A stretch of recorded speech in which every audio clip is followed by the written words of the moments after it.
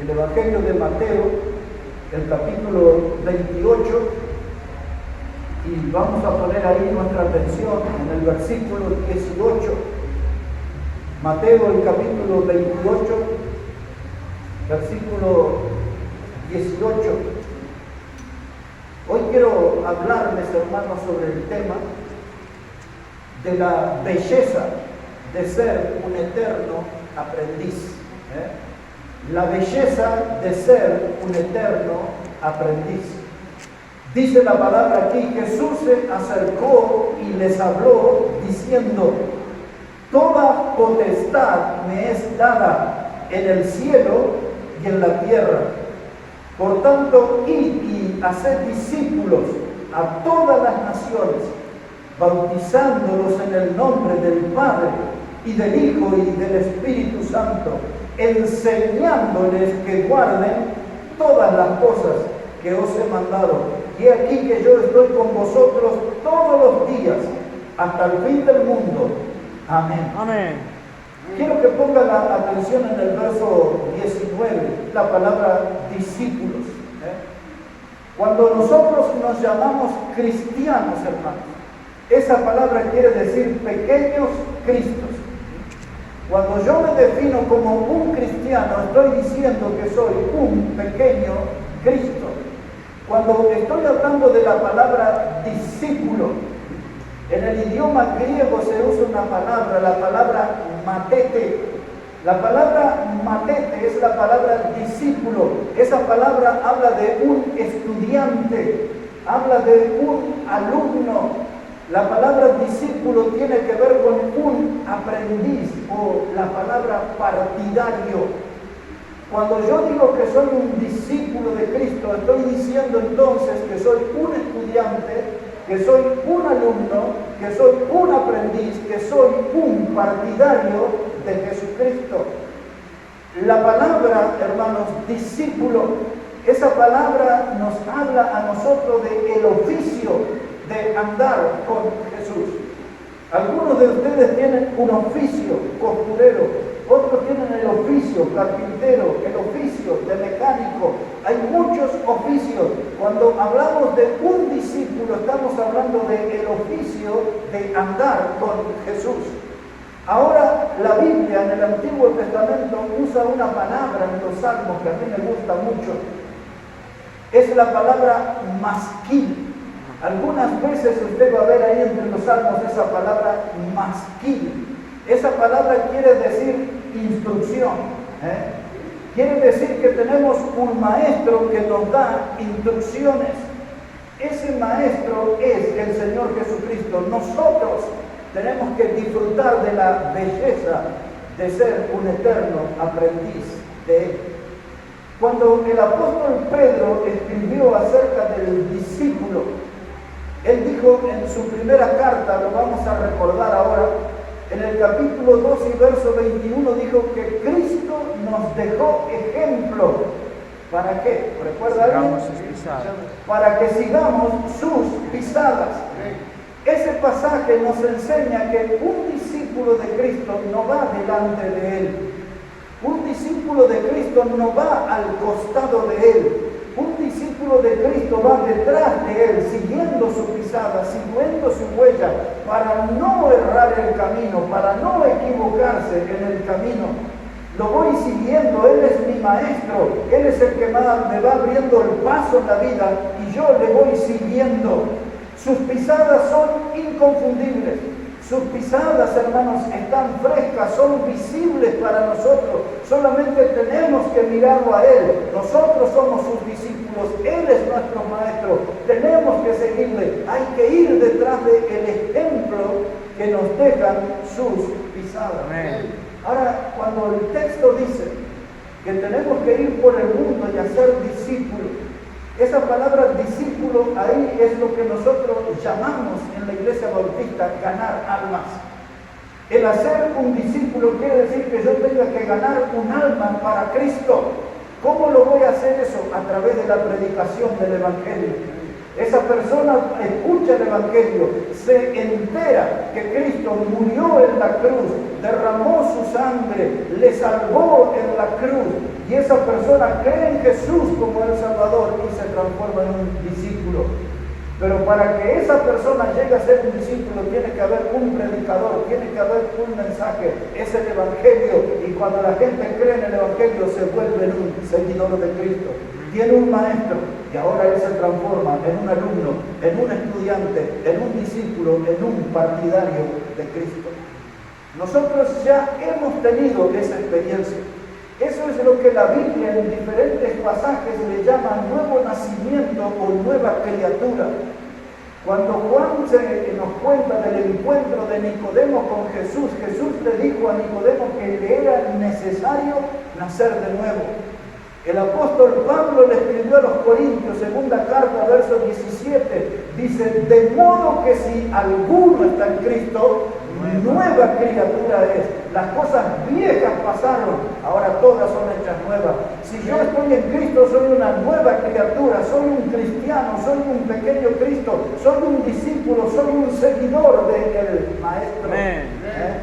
Así que, hermanos, si nosotros somos salvos, usted no es seguidor del pastor, usted no es seguidor del diácono, usted es seguidor de Cristo. Y allí están sus pisadas y usted tiene que seguir sus pisadas, asegurarse que está en el mismo camino que su Salvador. Discípulo, la belleza de ser un eterno aprendiz. Ahora, un discípulo tiene que creer en Cristo como Salvador para ser discípulo, y después viene ahí el segundo paso. Dice, hacer discípulos en todas las naciones, bautizándolos en el nombre del Padre, del Hijo y del Espíritu Santo. Así que el seguidor de Cristo tiene que dar ese paso, el paso del bautismo. El bautismo es el paso donde yo demuestro mi fe pública en Cristo, donde yo demuestro públicamente de que Él es mi Salvador y que yo soy su seguidor. Cuando Pablo le escribió a los romanos, en el capítulo 6, versos 3 al 5, él habla de que el bautismo se compone de 3 pasos, de muerte, sepultura y resurrección. Cuando yo soy bautizado en la iglesia y soy sumergido en el agua, porque ese es el modo bíblico de bautismo, ser sumergido en el agua. Al sumergirme en el agua, yo le estoy diciendo a todos los testigos de que yo soy de Cristo. Al sumergirme en el agua estoy diciendo que yo muero a ese estilo de vida pecaminoso que tenía antes de conocer a Cristo. Y ahora al sumergirme en el agua yo sepulto esa vieja vida bajo el agua. Y cuando salgo del agua, mi compromiso es vivir una vida nueva con Cristo. Ahora, eso pasó en el momento que yo creí, pero ahora lo estoy demostrando a otra gente a través del bautismo. Yo muero a mi vieja vida pecaminosa, sepulto bajo el agua mi vieja vida pecaminosa y salgo del agua para vivir una vida nueva con Cristo. Soy su discípulo, Él es mi maestro, yo soy su seguidor, soy su alumno, soy su estudiante, soy su discípulo, soy partidario de Jesús. Amén. Estoy bien definido en eso. Y ahora viene la tercera lección que da aquí, verso 20. Primero, hacer discípulos. Segundo, bautizarlos en el nombre del Padre, del Hijo y del Espíritu Santo. Y en tercer lugar, hay que enseñarles que guarden todas las cosas que os he mandado. Esa frase yo la voy a resumir, que tenemos que enseñarle la Biblia. Amén. Todo este volumen, de Génesis a Apocalipsis, todo el contenido de la palabra de Dios tiene que ser enseñado al discípulo, tiene que ser transmitido al discípulo. Porque a través de la Biblia, Cristo, el Maestro, no solamente nos va a transmitir enseñanza, nos va a transmitir vida a través de su mensaje. Y si yo voy a ser un cristiano vivo, que tiene vida en abundancia, tengo que ser seguidor de Cristo. Cuando yo ando derrotado, decaído, desalentado, no estoy siguiendo correctamente a Cristo. El servir a Cristo me mantiene permanentemente motivado, entusiasmado. Estoy siguiendo a mi Maestro. Tengo el gran privilegio de seguir sus pisadas, enseñándole. ¿Quién enseña la palabra de Dios? La iglesia local. Dios ha dado esa responsabilidad de la predicación bíblica, de la enseñanza bíblica a la iglesia local. Por eso cuando Pablo le escribió a Timoteo, el apóstol Pablo le puso ahí en su carta, dice, para que sepas cómo debes conducirte en la casa del Dios viviente, columna, y qué más decía, y baluarte de la verdad. Eso es 1 Timoteo 3:15. 1 Timoteo 3:15. Dice Pablo, aquí tenemos la Biblia, aquí se nos enseña cómo debemos conducirnos en la casa de Dios, qué es lo que debemos hacer en la casa de Dios y qué es lo que no podemos hacer en la casa de Dios. Aquí está el manual de reglas, de mandamientos, de enseñanza, de estatutos. El libro de Salmos usa mucho esa palabra, estatuto. Aquí está toda la enseñanza del maestro de cómo debemos conducirnos en la casa de Dios. Y ahora un detalle. Dice Pablo que es la casa del Dios viviente. Por eso usted no viene acá y no encuentra una imagen, no hay un ídolo muerto entre nosotros. Tenemos un Dios que es vivo. Su palabra es vivo. Por eso enseñamos la Biblia, predicamos la Biblia. Esta es la palabra viva porque su autor está vivo y quiere transmitirnos vida a nosotros. El autor de este libro fue el que sopló aliento de vida en el hombre y hoy sopla aliento espiritual para la vida de la iglesia. Columna y baluarte de la verdad. La palabra columna en la Biblia no tiene tanto que ver como lo que sostiene el edificio, aunque cumple esa función la Biblia. La Biblia sostiene la vida de la iglesia. Pero la palabra columna en ese texto tiene que ver más con exhibir, porque en aquel tiempo se usaban las columnas para exhibir, para comunicar. Y tomando ese sentido de la palabra, la iglesia tiene que exhibir la verdad de Dios. La iglesia es la que debe comunicar el evangelio. La iglesia es la que debe hacer llegar el mensaje de salvación a las almas perdidas. La columna que exhibe, que muestra, que pone al alcance de los perdidos la salvación eterna en Cristo. Eso es lo que dice el Señor, enseñándoles. Eso lo tiene que hacer la iglesia. La iglesia tiene que predicar la palabra, la iglesia tiene que anunciar el mensaje, la iglesia tiene que comunicar el mensaje, la iglesia tiene que llevar adelante el mensaje, la iglesia tiene que poner en alto el mensaje. A la iglesia se le confió enseñar que guarde todas estas cosas. En otras palabras, hermano, tenemos trabajo. Tenemos trabajo para hacer. El Señor nos ha confiado. Ahora, ¿qué es lo que hace esa palabra? Yo solo quiero recordar, no es necesario que lo busquemos, pero lo que les voy a citar está escrito en la carta de Tito, en el capítulo 2 y en el capítulo 1, versículos 12 y 13. Tito habla acerca de que uno de los profetas habló acerca de los cretenses, es decir, los hermanos o las personas que eran de Creta, y dijo acerca de los cretenses que eran mentirosos. Dijo que los cretenses siempre eran mentirosos, no a veces, dice siempre mentirosos. Dice que ellos eran ociosos, o sea, vagos. Dice que eran malas bestias. Mire qué términos los calificaban a los cretenses. Mire estar entre las amistades con alguien que siempre es mentiroso, que siempre es un vago, que se comporta como una mala bestia, y dice que es glotón. Y entonces dice Pablo, le pide a Tito, dice, predícales duramente para que sean sanos en la fe. Entonces, cuando hay una predicación dura, una predicación fuerte, una predicación que me confronta, que me sacude, esa clase de predicación no es para que usted se enoje con el predicador, no es para que usted se vaya por las escaleras diciéndole al que va adelante, hoy me habló duro, la tiene conmigo, se agarró conmigo. No es para que usted diga eso. Si la predicación fue fuerte y le tocó su vida, es para que usted sea sano en la fe. Amén. Porque ese es el efecto de la Biblia en nuestras vidas. La Biblia saca todo ese cáncer del pecado de nosotros y nos da buena salud. La Biblia nos da salud espiritual, nos da fuerza espiritual. Así que cuando escuche una predicación fuerte que le hace sentir a usted entre la espada y la pared, no se enoje con el predicador. Dele gracias a Dios porque esa prédica es para que usted sea sano en la fe. Así que esa gente mentirosa, glotona, malas bestias y ociosos o vagos, lo único que les podía salvar era una predicación fuerte. Lo que podía hacer de ellos gente sana en la fe. Esa predicación fuerte era la que les podía hacer a ellos un discípulo, un seguidor de Cristo, un matete. Esa palabra a mí siempre me causa gracia. No sé si ustedes han oído, pero ahí en la ciudad, adentro de Buenos Aires, ya hace algunas décadas, cuando alguien dice esa persona tiene un matete, dice está mal de la cabeza o tiene un enredo. La palabra matete aquí se usa para hablar de alguien que está en un estado de confusión, de alguien que no tiene un rumbo definido, dice ese tiene un matete en la cabeza. Pero esa palabra matete en la Biblia habla de un seguidor de Cristo, no de otra cosa, únicamente se usa para hablar de un seguidor de Cristo, de alguien que sigue la pisada del Señor Jesucristo.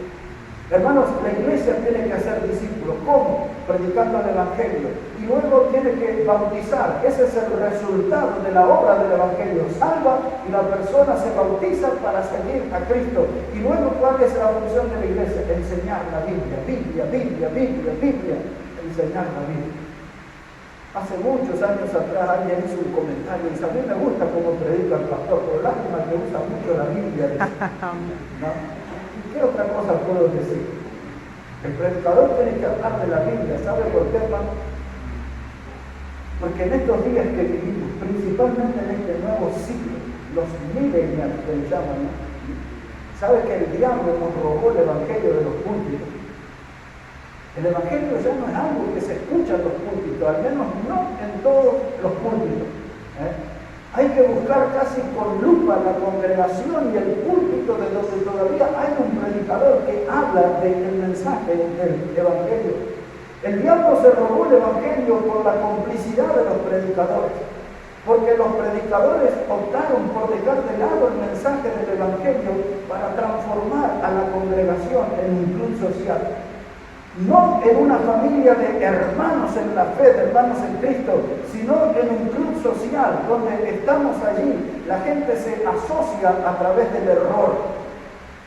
Pero nosotros estamos unidos por la fe en Cristo. Nosotros somos conscientes que fuimos comprados por la sangre de Cristo. Nosotros somos conscientes que fuimos salvos por la obra de Cristo. Y no podemos andar en otro camino. No somos parte del club del error. No somos parte de un club social. Somos miembros de la familia de Dios. Amén.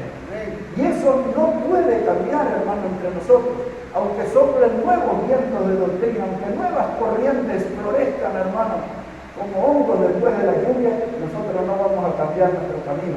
Tenemos que seguir las pisadas del Maestro. Somos sus estudiantes, somos sus alumnos, somos sus discípulos, somos sus partidarios. Ejemplo nos dejó para que sigamos sus pisadas. No perdamos de vista las pisadas del Señor.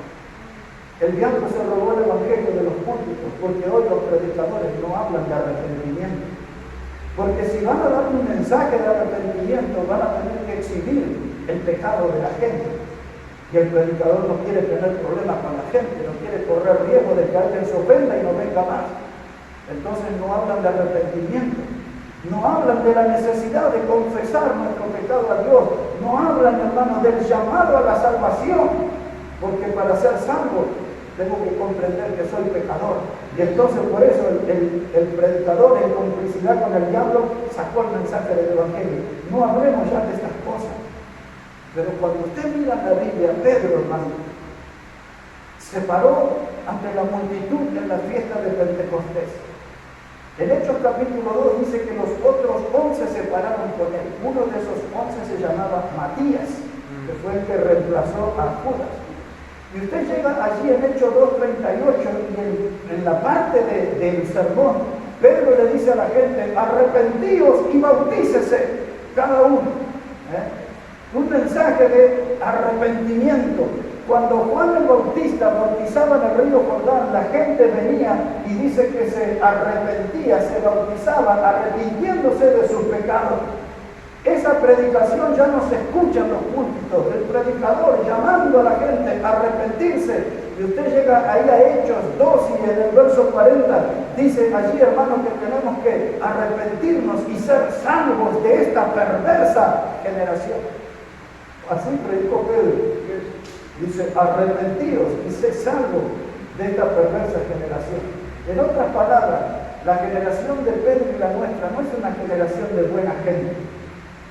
La gente quiere presentarse como grandes personas, se quiere presentar como gente solidaria, como gente que es realmente buena, pero la Biblia dice que tenemos un corazón que es engañoso y perverso.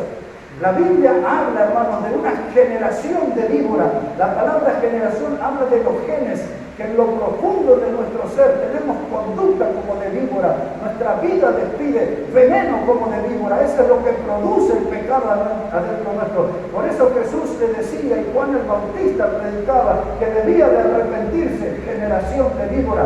Gente venenosa, gente que está mal, gente contaminada, gente infectada por el pecado. En resumen, Pedro dice, arrepentidos y sé salvo de esta perversa generación. Los predicadores no quieren hablar esto, que la gente se enoja, me molesta, me está señalando mi pecado, me está marcando mi pecado. Pero el extirpar el pecado de nuestra vida es lo que nos hace sanos. Y ese es el otro mensaje que el diablo robó de los cultos. Hoy los predicadores no están llamando a la gente a la santidad, a separarse del mundo, a separarse de los deseos de la carne y vivir para Cristo. Los predicadores por lo general no llaman a la gente a eso, a renunciar a su pecado, a renunciar a ese estilo de vida tan mundano. Si ya no quiere. El diablo ha trabajado mucho en los púlpitos en este tiempo, hermano. Y el diablo está haciendo mucho daño en los rebaños, con la complicidad de los pastores que ya no quieren predicar esto. Por eso hay pocos discípulos, por eso hay pocos seguidores de Cristo. Usted va a ver en los carteles, dice movimiento cristiano tal y tal cosa, encuentro familiar cristiano de tal y tal cosa, el ministerio del evangelista fulano de tal. No hablan de discípulos, no hablan de seguidores de Cristo, porque los predicadores modernos no motivan a la gente a seguir a Cristo, no le enseñan las pisadas de Cristo. Si usted no sigue a Cristo, usted pierde el tiempo en una congregación. Amén. Yo vengo a la congregación para mejorar mi caminar con Cristo, para mejorar mi andar con el Señor. La Biblia dice que nosotros tenemos que andar como Él anduvo. Amén. Y hoy usted ve, hermano, toda esa gente lleno de aritos y de tatuajes y de cosas que usted ve en los mundanos. El cristiano tiene que ser diferente. Cuando usted ve esas cosas en los mundanos y lo ven los cristianos, algo no está bien. Y lo que no está bien es que el cristiano no está siguiendo a su maestro. La palabra que se usaba para maestro a veces era rabón. ¿Se acuerda cuando Cristo resucitó y María Magdalena apareció a la puerta del sepulcro y le dijo, Raboni? Y el Señor le dijo, no me toques porque aún no he ido a mi Padre. Raboni, esa es la palabra para maestro. Él es nuestro maestro, y nosotros somos sus discípulos y tenemos que disfrutar, hermanos, de la belleza de ser un eterno aprendiz. Porque cada día, algunos de ustedes que en este último tiempo han creído en Cristo como el Salvador van a aprender cosas. Yo que llevo 41 años caminando con el Señor, sigo aprendiendo cosas, me siguen sorprendiendo sus enseñanzas. Por eso estoy hablando hoy de la belleza de ser un eterno aprendiz. Un aprendiz nunca se cansa, un aprendiz nunca se aburre, un aprendiz siempre está atento, un aprendiz siempre se asegura de hacer todo igual que su maestro. A eso, hermano, Cristo nos salvó. Tenemos que ser santos porque Él es santo. Amén. En eso tenemos que imitar a nuestro maestro. Y ahora,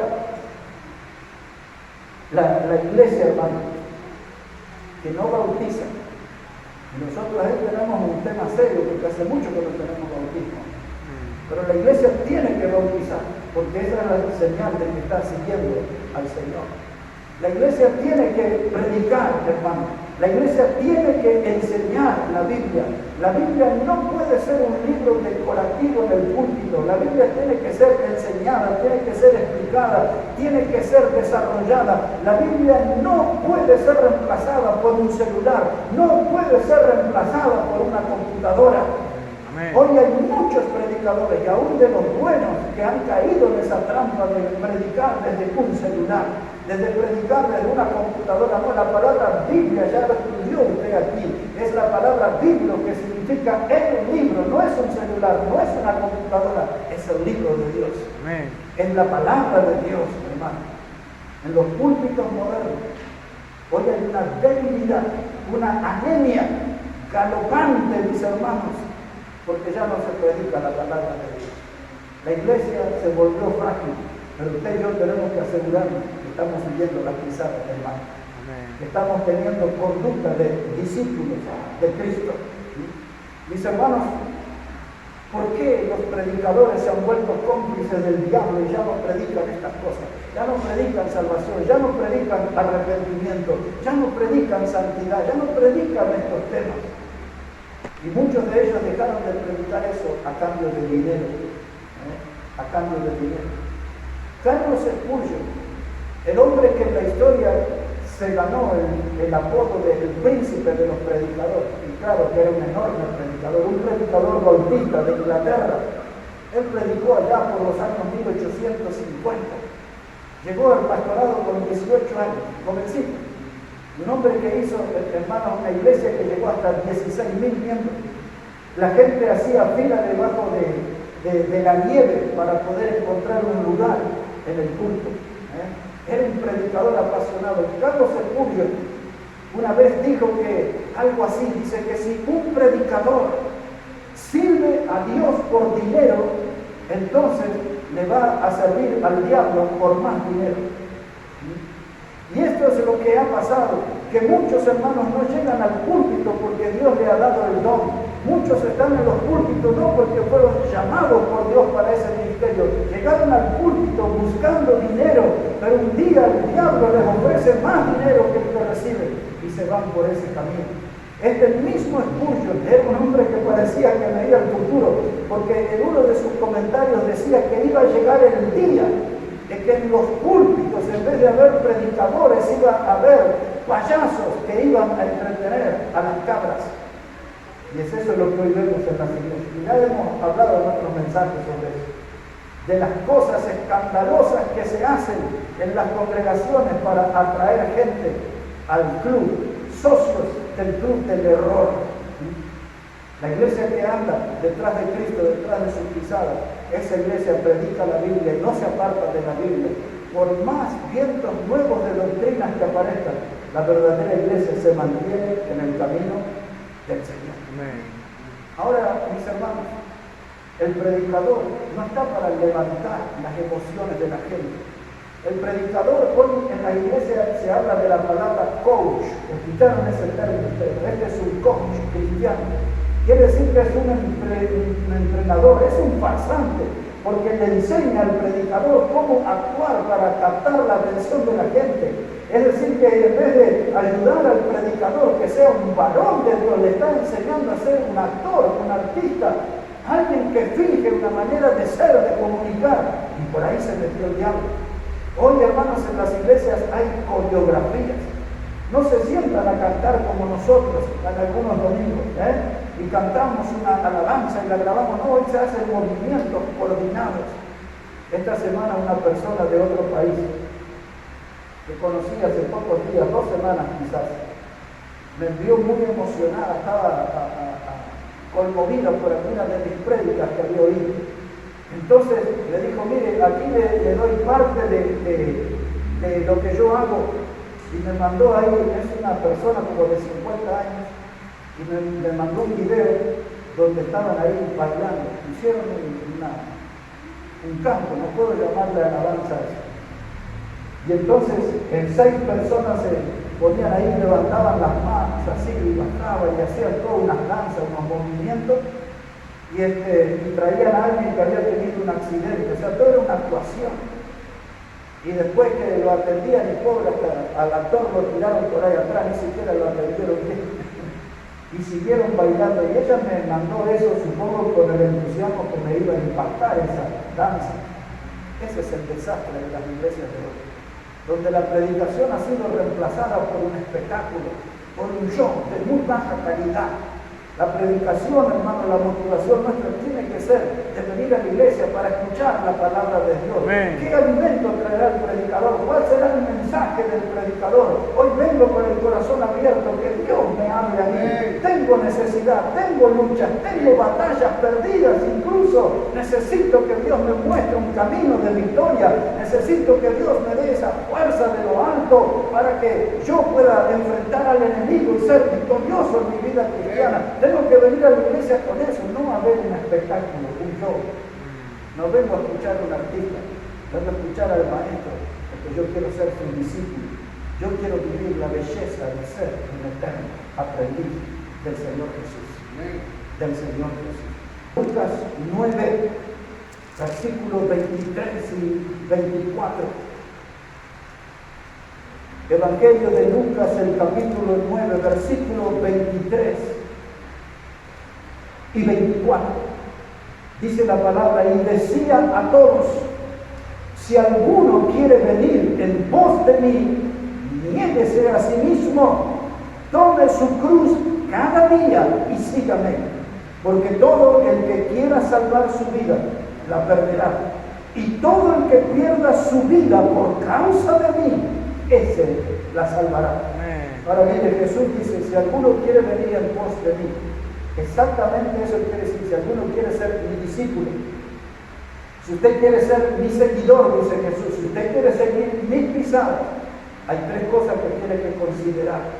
En forma muy rápida, ahí dice, tiene que negarse a sí mismo.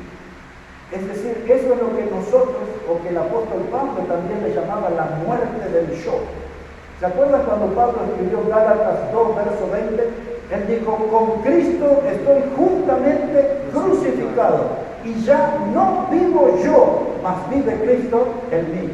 A los filipenses le escribió de otra manera, la misma idea, pero en otras palabras. Capítulo 1, verso 21, le dijo, para mí el vivir es Cristo, y el morir es ganancia. No había otra cosa como cristiano, ser seguidor de Cristo, ser discípulo de Cristo, matar el yo. Es decir, que yo dejo todos mis intereses, todo lo que es mis gustos, todas esas cosas que son mundanas, yo las dejo, mato el yo porque yo quiero vivir para Cristo. Él es mi maestro, yo soy su discípulo. Yo no puedo seguir las pisadas de Cristo viviendo de modo mundano. El mismo apóstol Pablo le había escrito a los romanos en el capítulo 12 y en el versículo 2. Él les había dicho, hermanos, que nosotros teníamos que morir a este siglo. Es decir, que no tenemos que permitir que el siglo, el mundo, el estilo de vida del mundo nos ponga en su molde. Hay que dejar de lado eso, porque yo soy un discípulo de Cristo, seguidor de Cristo. No estoy en el molde del mundo, yo estoy en el camino del Señor. Amén. Tengo que estar bien definido. Dice, niéguese a sí mismo, tome su cruz. Ahora, cuando la Biblia dice tome su cruz, hermano, hay tres cosas que tenemos que recordar allí. Tomar la cruz de Cristo, hermano, significaba sufrir. Toda persona que era crucificada era clavada allí al madero, y eso producía un enorme dolor, un enorme sufrimiento. Y él dice, ¿quieres ser mi discípulo? Tienes que estar dispuesto a sufrir, porque tienes que tomar la cruz. No hay cristianismo sin cruz. No hay ese cristianismo del fervor, de las ondas positivas que se escuchan en los cultos modernos. El verdadero cristianismo implica llevar la cruz de Cristo, y la cruz es un símbolo de dolor, pero la cruz también es símbolo de vergüenza, porque la persona crucificada era exhibida desnuda. La gente pasaba, se burlaban, le insultaban, le tiraban piedras, hacían toda clase de cosas. La Biblia enseña que delante del Señor la gente se estiraba los labios hacia arriba y hacia abajo y meñaban la cabeza, burlándose delante del Señor. Y cuando usted le va a seguir al Señor, va a sufrir dolor, va a sufrir vergüenza. Y la cruz también trae muerte. Todo crucificado moría. Dice, niéguese a sí mismo, tome su cruz y sígame. Muera al mundo, muera a sus vicios, a sus placeres, y dedíquese a seguir las pisadas del Maestro. Amén. Las pisadas de Cristo, ser discípulo. ¿Sabe qué, hermano? No quiero que se desanime ahora, pero esto era la introducción del mensaje nomás. Ahora debería entrar el mensaje, pero lo voy a hacer bien rápido. porque creo que este tema requiere que tengamos varios estudios. Yo quería hacerlo en el pizarrón hoy, pero bueno, pero esto es nada más que la introducción, y ya tendríamos que estar terminando, pero le voy a decir unas 4 o 5 cosas de ser discípulo. Primera de ellos, hermanos, si yo quiero ser un seguidor de Cristo, voy a tener que ser un pescador de hombres, un ganador de almas. Vamos a buscar un pasaje que nos recuerda eso. Si puede ir a Mateo capítulo 4, versículo 18. Mateo 4, verso 18. Mire cómo dice la palabra de Dios allí, Evangelio de Mateo capítulo 4, versículo 18. Dice la palabra de Dios, hermanos: andando Jesús junto al mar de Galilea, vio a 2 hermanos, Simón, llamado Pedro, y Andrés, su hermano, que echaban la red en el mar porque eran pescadores. Y les dijo: venid en pos de mí, y os haré pescadores de hombres. Ahora, mire, hermano, ahí está el llamado de Jesús. El Maestro llama. Dice: vengan en pos de mí, sean mis seguidores, sigan mis pisadas y van a ser ganadores de hombres, pescadores de hombres. Porque el oficio de Pedro era pescador, y él usó ese oficio para decir: vas a ser un pescador, pero ya no andas sacando sábalo, ni palometa, ni pacú, ahora vas a estar pescando hombres. ¿Y cómo vamos a hacer eso de pescar hombres? Yo nunca oí algo así. Lo vamos a pescar con el mensaje del Evangelio. Y vas a notar, Pedro, la diferencia, porque cuando sacas un pescado, un pez del mar, se transforma en pescado y muere. Pero cuando usted pescas a un hombre, ese hombre está muerto y cree en el Evangelio y pasa a tener vida. Ahí hay una gran diferencia. Por eso Pedro tenía que aprender a pescar hombres. Él sabía cómo sacar el sábalo y los otros peces. Pero de hombre no. El hombre es alguien que está en un estado de muerte. La Biblia dice: muerto en delitos y pecados. Y vamos con el mensaje del Evangelio y lo vamos a alcanzar con ese mensaje y lo vamos a sacar de ese mundo de tinieblas y lo vamos a traer a la luz admirable de Cristo. Lo vamos a traer de ese camino ancho de perdición y le vamos a traer al camino angosto de la salvación. Le vamos a sacar de las garras del diablo y lo vamos a traer a la familia de Dios. Lo vamos a sacar del camino al infierno y ahora él va a estar camino al cielo por la fe en Cristo. Amén. Eso es un pescador de hombres. Y Pedro tenía que aprender ese oficio. Si usted en el verso 20 dice: entonces ellos, dejando al instante las redes, le siguieron. Pedro dice: esto es interesante. En esto quiero comprometer mi vida. En esto quiero involucrar mi vida en ser pescador de hombres. Y le siguieron. Amén. Ahora Jesús hoy nos va a llamar a cada uno de nosotros para eso. Ese llamado ya tiene 2000 años de historia humana. Está reflejado en Marcos 16:15, cuando les dijo: ir por todo el mundo y predicar el Evangelio a toda criatura. Y esa voz viene retumbando desde el pasado: ir por todo el mundo y predicar el Evangelio a toda criatura. Es eso lo que debe hacer un predicador, predicar el Evangelio. No dice la Biblia que tiene que levantar la autoestima de la gente, no dice que tiene que transformarlos en mentalidades positivas, no dice la Biblia eso, dice que tenemos que predicar el Evangelio a toda criatura. Así que fui a comprar unas frutas allí en la esquina y vi que los que atendían no eran los de años, así que me presenté. ¿Quién era? Soy el predicador de la iglesia bautista en Maraná. Estamos aquí en el club. Aquí está el folleto sobre el dictamen. Aquí tiene los horarios de reunión. ¿Cómo se llama usted? El joven me dijo: me llamo Beimar. ¿De qué departamento es usted? De Potosí. Ah, sí, yo soy predicador, pero soy investigador. Quiero que me cuente todo. Y comenzamos a hablar con Beimar. Y quizás mañana él va a motivar a su hermano para que venga. Él trabaja en el horario de reunión. Pero eso es el predicador, hermano. Yo le iba a decir: no tiene que levantar su ánimo, mire que sus ventas van a aumentar, su ingreso, la prosperidad económica, la posición social va a estar. No, hermano, el predicador tiene que hablar de Cristo. Amén. Tiene que predicar el Evangelio. Cuando yo hablo de la salvación por medio del Evangelio, estoy siguiendo a mi maestro. Mírenlo como él lo hacía. Quiero ir bien rápido, hermano, porque quiero terminar en 10 minutos. Aquí en Mateo, pero capítulo 9, mire un momento, por favor.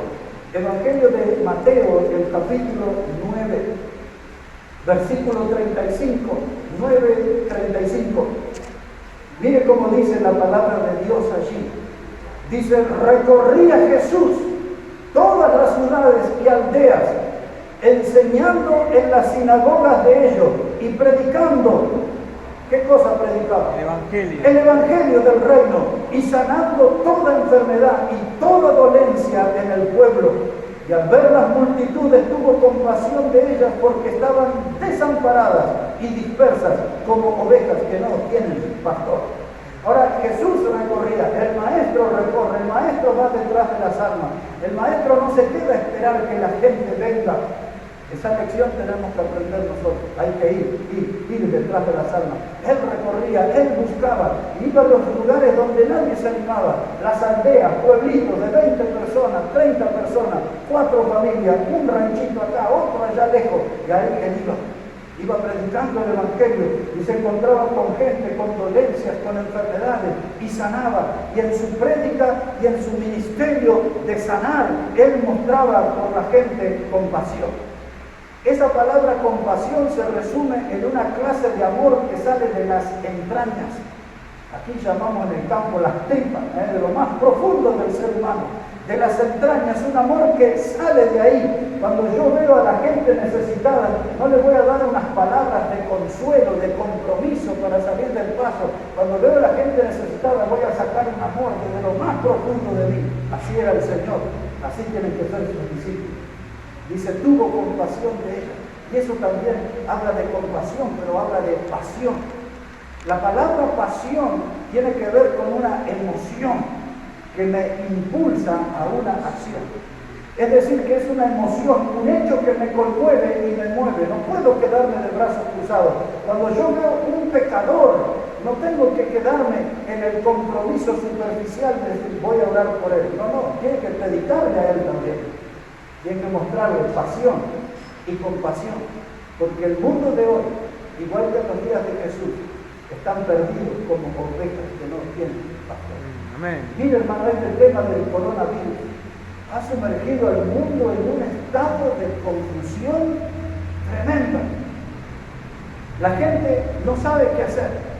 No sabe si encerrarse, no sabe si usar barbijos, usar alcohol en gel. Unos dicen que es bueno, otros dicen que es malo, y usted escucha y todo eso.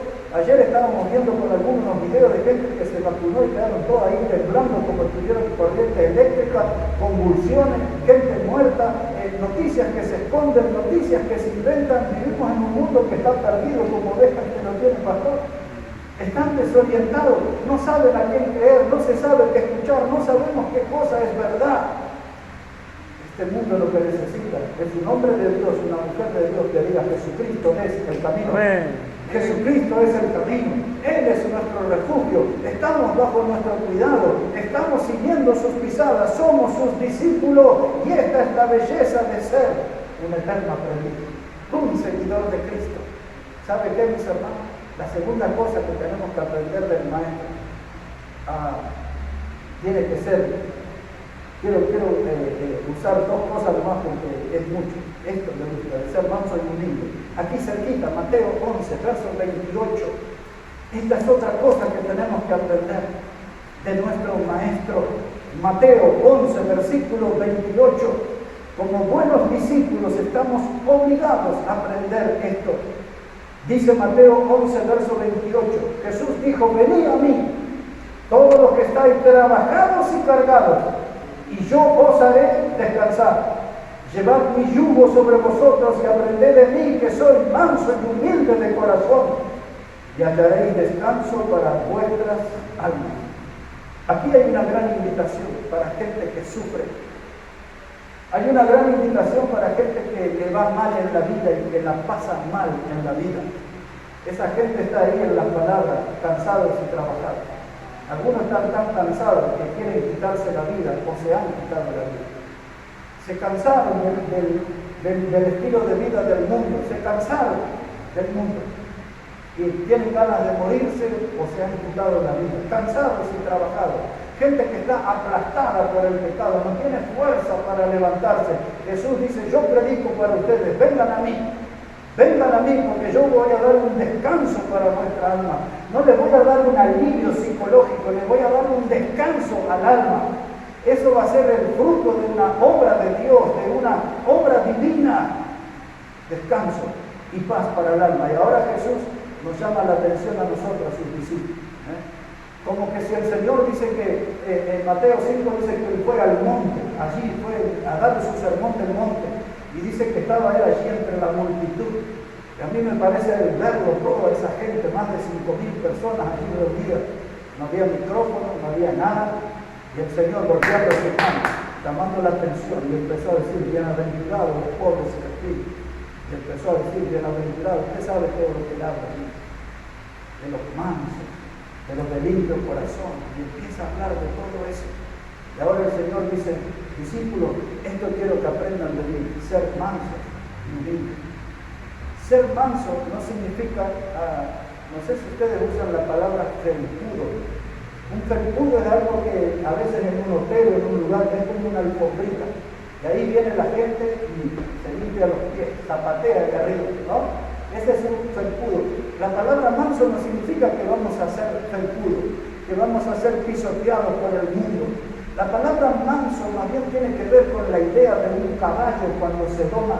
Y cuando Jesús habla de ser manso, no tengo que ser como ese caballo que anda corcoveando a los arcos y tira el jinete como que estuviera loco el caballo, ¿no? Sino que ser manso, tranquilo, porque Dios va a modelarnos al modo del divino alfarero, al modo que enseña Filipenses 1, verso 6, el que comenzó en vosotros la buena obra, la perfeccionará, tranquilo, o como se dice en Bolivia, con calma, con calma. Cristo está trabajando con calma en nosotros. Él comenzó la buena obra y Él la va a perfeccionar. Y a veces nos miramos al espejo y decimos, ¿qué sacará bueno de mí el Señor? Yo no sé, pero Él está trabajando. De a poco, Él está moldeando nuestra vida. Él comenzó la buena obra y dice que Él la perfeccionará. Esa palabra perfeccionará significa que la completará. Y dice Jesús, dice, aprender a ser manso. En otras palabras, déjate moldear por mí. Porque quiero hacer de ti un pequeño Cristo, un discípulo, un alumno, un estudiante, un discípulo, un partidario de Cristo, un seguidor, mis hermanos, y humilde de corazón. En nuestro corazón hay mucho orgullo, en nuestro corazón hay mucha altivez. En muchos momentos de nuestra vida nos sentimos mejores que otros, nos sentimos superiores que otros, y hasta a veces algunos se sienten más lindos que otros. ¿No? Siempre estamos como en un escalón más arriba. Y el Señor dice, ese corazón hay que revisarlo. En ese corazón hay que trabajar, porque hay que lograr tener un corazón humilde. Dice, de eso yo puedo enseñar. ¿Cómo ser manso? Dice, la gente me abofeteó, la gente me puso corona de espinas, la gente me castigó con el látigo, la gente me puso en la cruz, pero no me domó, me levanté victorioso al tercer día. Entonces, nosotros, hermanos, tenemos que dejar que Dios trabaje, porque Él quiere hacer de nosotros gente mansa, victoriosa, y quiere hacernos gente humilde. El orgullo es algo insoportable, de gente que siempre se siente mejor que otro. Yo no quiero ser mejor que nadie, yo quiero ser como Cristo. Él es mi maestro, yo soy su seguidor, soy su discípulo, no quiero perder la belleza de ser su eterno aprendiz. Uno más y terminamos. Tengo una lista larga, pero ya hay que aterrizar. Mire, vamos a buscar ahí, por favor, a ver cómo lo vamos a terminar. El Mateo 6, ya que estamos en Mateo, me quedo ahí, capítulo 6. Ese pasaje me dejó con ganas el domingo anterior. El hermano Omar estuvo citando ese pasaje de Mateo capítulo 6, en especial el verso 24. Mire cómo dice la palabra de Dios, Mateo 6, verso 24. Dice Jesús, ninguno puede servir a dos señores, porque aborrecerá a uno y amará al otro, o estimará al uno y menospreciará al otro. No podéis servir a Dios y a las riquezas.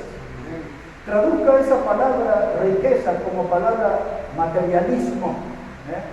No puedo ser un amante de la vida espiritual y un amante de lo material. Esto es agua y aceite, no puede juntarse, no puede andar juntos. La palabra riqueza, si usted quiere, tradúzcala también como algo terrenal. No puedo juntar lo que es terrenal con lo que es celestial. La palabra riqueza, si usted quiere, puede traducirla también como algo temporal.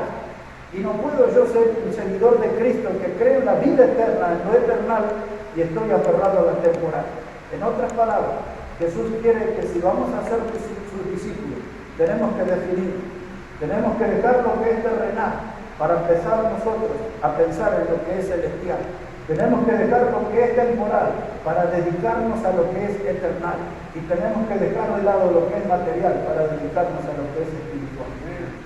Ese cambio tiene que haber en una persona para ser un discípulo de Cristo. Él lo dice así: no puede usted servir a dos señores.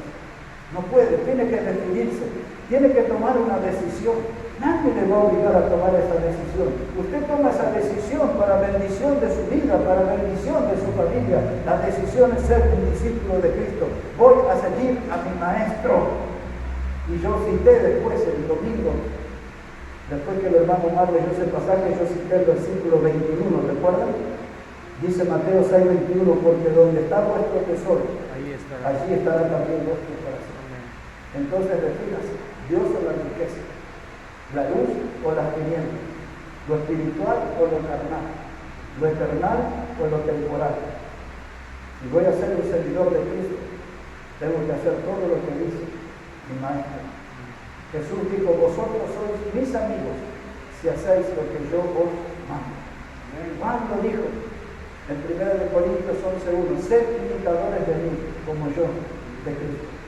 Ser un imitador de Cristo quiere decir que soy igual a Él. Si usted prefiere, una fotocopia autenticada. Igual a Él, igual a Él. Él es mi maestro, yo soy su discípulo, soy su alumno, soy su estudiante, soy su discípulo, soy su partidario, soy su seguidor. Ese es el gran desafío que nos convoca este mensaje para que podamos vivir, hermano, la belleza de ser un eterno aprendiz de Jesús. Que Él bendiga su palabra en este día, que bendiga sus vidas.